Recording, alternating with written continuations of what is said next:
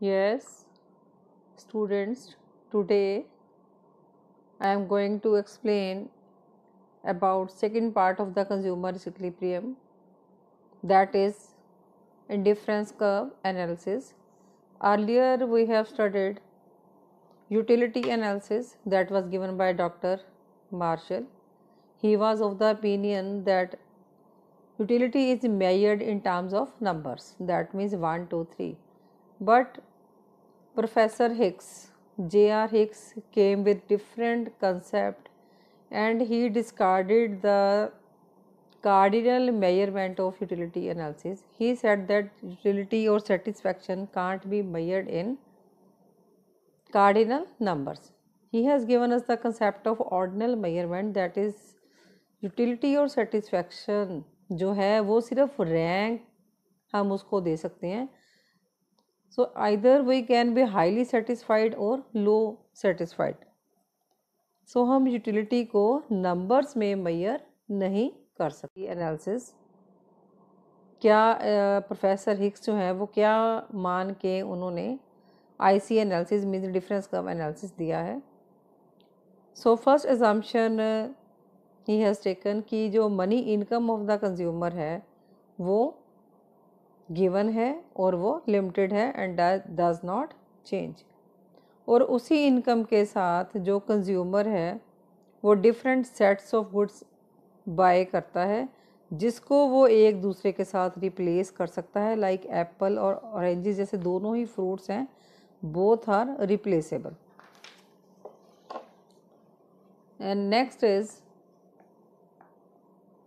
Consumer scale of preference. जैसे scale of preference हमने professor Hicks ने हमें दिया है कि यूटिलिटी कैन बी इधर हाई और लो.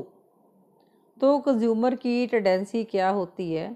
कंज्यूमर की टेंडेंसी उस चीज़ को पाने की इंक्रीज़ हो जाती है, कंज्यूम करने की इंक्रीज़ हो जाती है जैसे जैसे वो उसकी कंजप्शन को कम करता है. लेकिन जैसे जैसे वो किसी चीज़ की कंजप्शन को इंक्रीज़ करता है तो उसको पाने की इच्छा उसकी कम होती जाती है. That means law of diminishing मॉनेटिलिटी is also applicable here. Then next is कि जो कंज्यूमर है वो उस चीज़ को ज़्यादा ख़रीदता है जिससे उसको सेटिस्फेक्शन ज़्यादा मिलती है. दैट मीन्स जो कंज्यूमर का प्रेफरेंस है हाई और लो. हाई मीन्स जब वो उसको ज़्यादा ख़रीदता है, हाईली वो प्रेफर किसको करता है? जिससे उसको ज़्यादा सेटिस्फेक्शन मिलती है. तो इस तरह की प्रेफरेंस को वो हम उसको कहते हैं monotonic preference. When consumer prefer to buy one good than the other, उसको हम कहते हैं monotonic preference. The next is जो कंज्यूमर का बिहेवियर है वो रैशनल है, नॉर्मल कंज्यूमर है. तो जो नॉर्मल कंज्यूमर है he always maximises his satisfaction with his limited income. So हमारा नेक्स्ट जो कॉन्सेप्ट है that is about indifference set and indifference curve. जो इंडिफरेंस सेट मीन्स कंज्यूमर जो है वो टू गुड्स को बाय करता है at a time with his limited income. तो here a beautiful example is coated.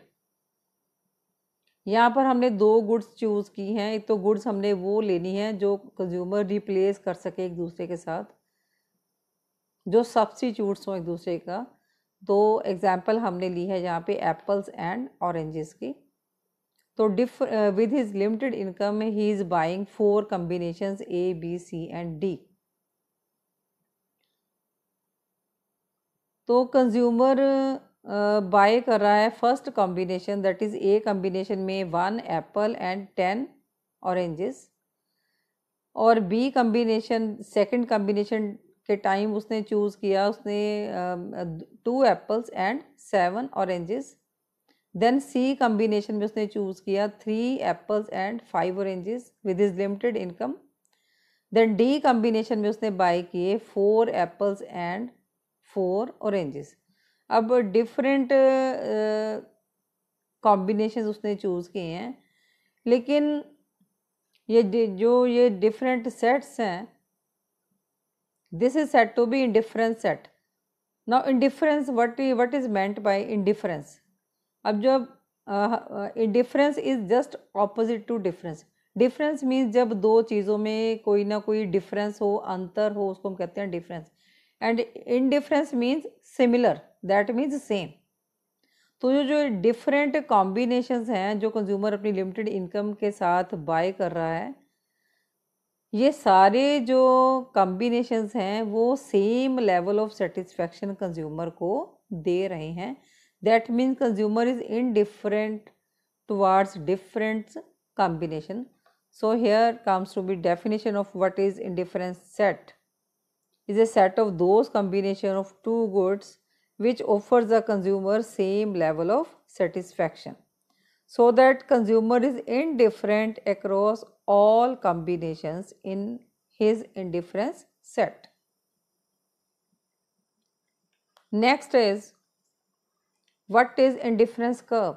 अब इसी टेबल को जब हम डायग्रामेटिकली प्रेजेंट कर देते हैं, that is set to be उससे जो कर्व बनेगी उसको हम कहते हैं डिफरेंस कर्व, जो हमें डिफरेंट कॉम्बिनेशंस शो करती है offering the same level of satisfaction, that is set to be difference curve.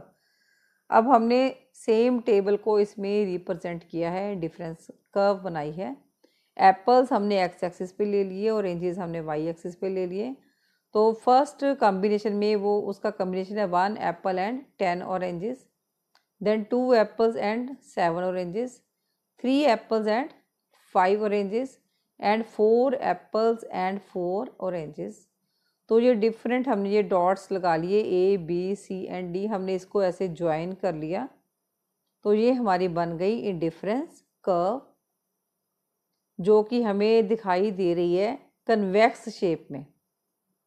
So it is said to be indifference curve जब हम डिफरेंट कॉम्बिनेशंस को डायग्रामेटिकली प्रेजेंट करते हैं.